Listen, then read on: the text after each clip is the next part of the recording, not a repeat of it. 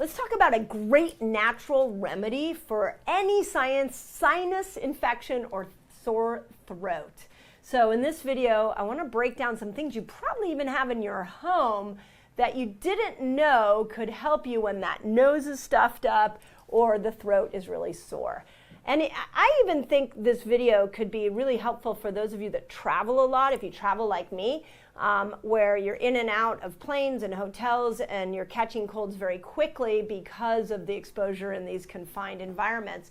I think that this the list of drinks and foods that I'm going to tell you right now would be supportive in a preventative manner. Also, at the end of this, I have a really cool recipe for you that you can put together that will work for both sinuses and sore throats. So let's dive in.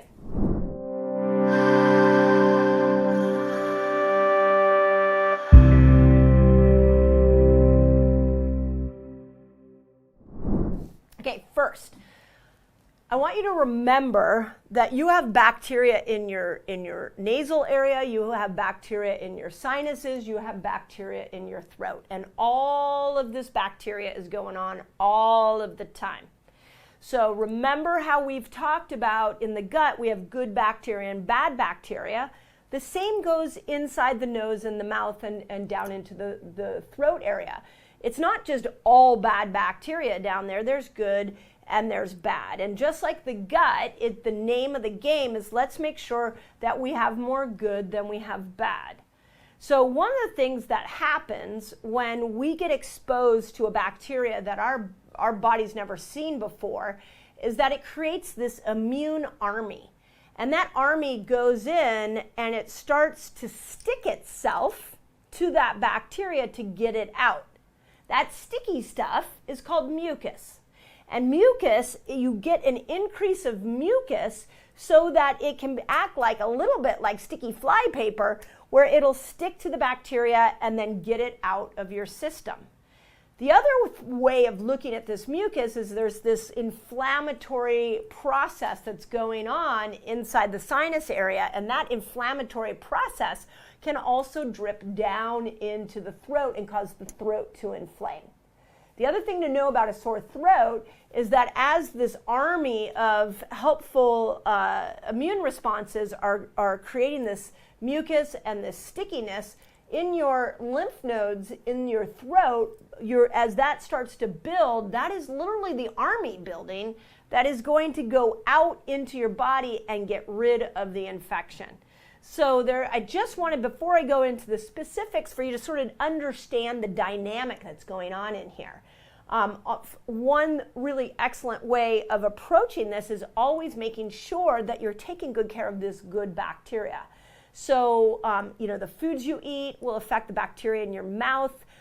Things that you put in your nose, like some of the nasal sprays, will actually kill the good bacteria in your nose. There's some real positive, like there's some saltwater sprays you can put in there that can be helpful. So that's for another video. But understanding this dynamic, then I really want to talk about two really helpful ways to get rid of a sore throat and a sinus infection. Here's the first, and it's like the buzzword of all buzzwords here on YouTube. Every time I do a video on this, you all get excited about it, which is apple cider vinegar. This is like the greatest universal health tool that I have ever seen. So we've talked about how it lowers blood sugar. And for those of you that have pre-ordered Eat Like a Girl, I have had Chef Leslie, one of the chefs in the book, actually create apple cider vinegar drinks that are really helpful for bringing your blood sugar down. You could also use it to help get rid of a sore throat or a packed sinuses. But here's what you need to know about what the studies are saying about apple cider vinegar when it comes to helping these cold or allergy symptoms. So the apple cider vinegar is a natural antimicrobial. It is high in phytonutrients. So remember, phytonutrients feed good bacteria. So they feed good bacteria in your gut, and they will feed good bacteria and grow good bacteria in your nasal area and even in your mouth. So it's weird. It's like one that's like they're antibacterial, and then they have the phytonutrients, so they're also pro-good bacteria, which there's not very many things on our planet that can accomplish both of those things, which is why so many of you probably love apple cider vinegar. But there was an interesting 2015 study that found that apple cider vinegar actually can destroy a biofilm of bad bacteria. So what's a biofilm? A lot of these bacteria can actually create a biofilm around them that make it very difficult for your immune system to attack it. So what you need to be able to do is break that biofilm down so that the bacteria is accessible to the immune system so it can get rid of it. And apple cider vinegar, according to this 2013 study, is showing, or 2015 study is showing, that the vinegar will destroy the biofilm, which is incredibly helpful. So whether you put it in your nose, whether you gargle it in your mouth, whether you drink it, you're going to start to make those bacteria much easier for your immune system to attack. We also, this is really interesting, that there was a 2021 study that showed apple cider vinegar was powerful enough to kill antibiotic-resistant strains of bacteria.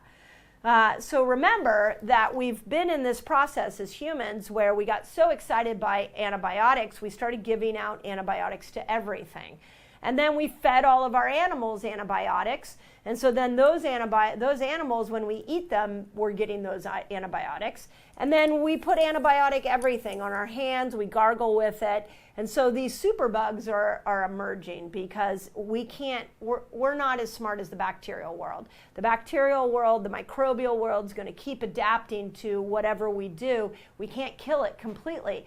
So we have these antibiotic resistant strains that are very hard to go after. And when you get a cold with one of these antibiotic resistant strains, many of you are going to go down hard and you're going to have a lot of symptoms, including the sinus and the sore throat. But apple cider vinegar, not only is it going through the biofilm, but it knows how to go after these superbugs. So really cool way, and I'm going to show you here in a moment, like, how do I get it into my nasal area? We'll talk about that. Okay, the second food I want to talk about that doesn't get enough immune credit is salt. So this is also very fascinating. Salt triggers osmosis inside the bacteria and basically dehydrates the bacteria, and then it dies. So it's essentially dying from thirst, those bacteria. Don't feel sorry for them because they are giving you this cold. So when we are exposing ourselves to salt, we are dehydrating those bacteria. So there was actually a really cool 2017 study that showed, this is awesome, I love this, showed that salt water, so like when your mom was like, hey, gargle with salt water, you have a sore throat, that's a thing. Put a little apple cider vinegar in it too. And the 2017 study found that plain salt water was as effective as commercial chlorhexidine mouthwash at killing pathogenic bacteria in the mouth. So as good as a mouthwash. So those of you who don't want to take mouthwash, you don't want to spend money on mouthwash, you might just start to gargle with salt water on a regular basis. Now, what I want to point out is that with both these things, there are healthy versions, there are non-healthy versions. So honestly, you always want to make sure that your apple cider vinegar is organic. You do not want to be gargling or drinking pesticides. That is definitely a whole slew of problems. And you want to make sure that your salt is plastic free. I don't know if you all saw that study that recently came out, sure made the mainstream news, that they are now finding plastics in testes. I can tell you that in Eat Like a Girl, I really talk about what we're finding in menstrual blood and the electrolytes that are lost in menstrual blood and the chemicals that we're finding in menstrual blood. And there are 4 chemicals, just because this is like burning on my heart, we have to talk about this, is that there's plastics, there's pesticides, phthalates, and forever chemicals. So when we are doing salt that is packed with plastics, we are adding to that toxic load. And it's coming out and shedding in menstrual blood. And if you don't have a cycle, it's staying inside you. So if we're going to start gargling with salt water, let's make sure it's a plastic-free one. And Redmond's is the one that I choose, that I like because it is plastic-free. There are more brands coming online that will tell you that they're plastic-free, so you may go and check those out, but I do love Redmond's. Another way to get some of this sodium and salt into your body, especially when you have a cold, is check this out, Element. I've been talking about Element forever. It's a faster's drink. It's so good to do. It's got magnesium, potassium, and sodium. So good to do in a fasted state. But they now have this really cool drink. This one is citrus salt. It's an electrolyte water, really yummy. We just got a box of these and tried them for the first time. They're incredible. So you might, when you're sick and you don't feel like eating, you might try some of this salty drink, because now you're getting that salt effect that will dehydrate the bacteria and kill them. Okay, I got to interrupt this video because I have a free guide for you so you can master fasting. It's called A Beginner's Guide to a Fasting Lifestyle, and all you've got to do is click here and you can jump right in. So now, here's the recipe solution that I wanted to give you. Okay, ready? You're going to want to write this down, but I will tell you what I want to do just to make it so much easier for you is I will put it in the notes of this video. So to make an effective antibacterial gargle, here's the combination. A half a cup of warm water, 1 tablespoon of apple cider vinegar, and a half a teaspoon of salt, the plastic-free salt. So you put that all together. It's a half a cup of warm water, 1 tablespoon of apple cider vinegar, and a half a teaspoon of salt. Put it all together, and you're going to gargle it in your mouth for 30 seconds every 2 hours. You should start to see your sinuses clear up within a day or two. You could also put it, there are some salt rinses that you can squirt into your nose. You could put a little bit of apple cider vinegar in that so that you're getting it in both places. But how easy is that? It's something we can all afford and can all do. So if you're watching this video because you have a sinus infection or you're a sore throat, I'm sending you wishes of good health. If you want to do this as a prevention, again, I really see this as something that could be done very easily around flying a lot. When those of us that fly and are worried about catching colds, or maybe you're in your office and all of a sudden your coworker has got a cold and you want something for prevention, this antibacterial solution just may be it. So as always, I hope that helps. I love these natural remedies. If you want more of these natural remedies, let me know and I'll bring them to you. We've really lost the art of giving enough credit to some of the natural remedies, but when you actually dive into the science, you see that they're so effective. And we're definitely have been put under a little bit of a healthcare hex, where we have this tendency to think that it has to be prescribed or over the counter for it to be powerful. But we can't lose sight that the natural stuff, according to science, according to evidence of a lot of people, can be equally as powerful without any side effects and doesn't cost you very much money.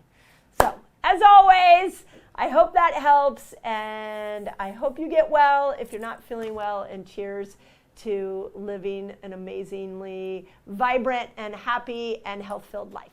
I don't want you to waste money on supplements. Your body's a miracle. Buy the right ones. Sometimes you don't buy them at all. Check out this video so you don't waste money on your supplement. When we do the same probiotic over and over and over again, what we're doing is we're creating a monoculture in our gut.